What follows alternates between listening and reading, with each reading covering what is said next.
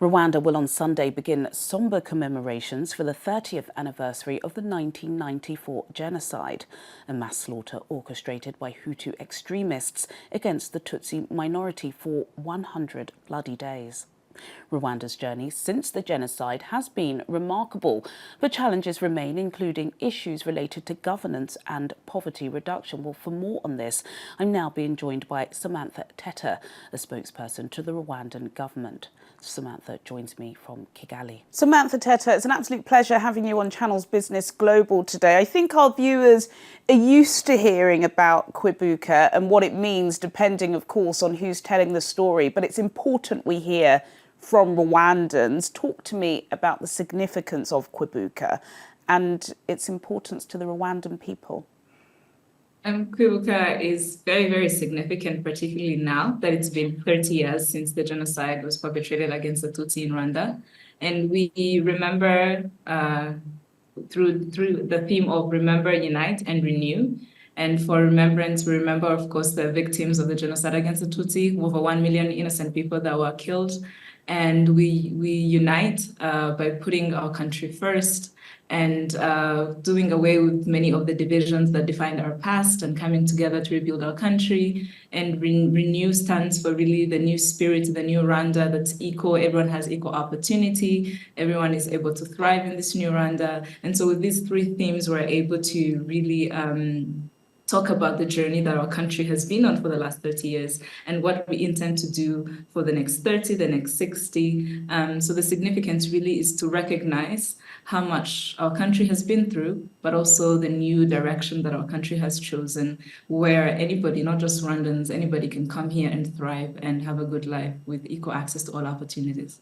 Absolutely. The trajectory of growth across Africa is almost centred in Rwanda. 30 years appears like such a long time. The country has gone on leaps and bounds since then. It is an important date. Talk to me about some of the proceedings or activities that are going to be taking place this weekend.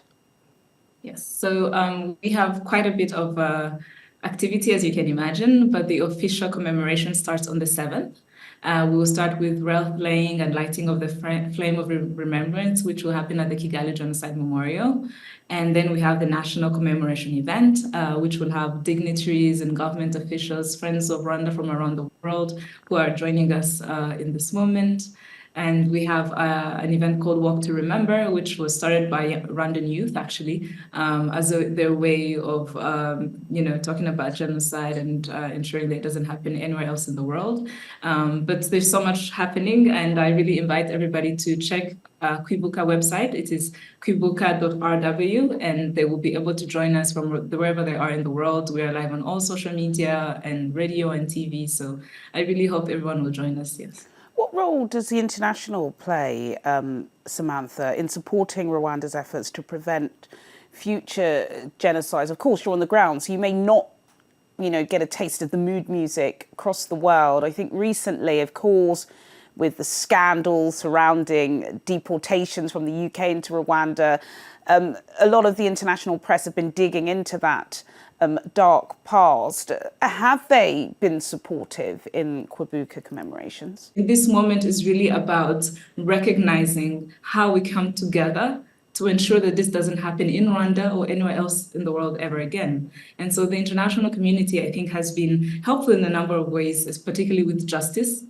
And so that means apprehending genocide fugitives around the world. It's an ongoing effort, and we hope we'll be able to get more support in this regard. And aid through education and commemorative events they're not just happening in Rwanda, they're happening all over the world.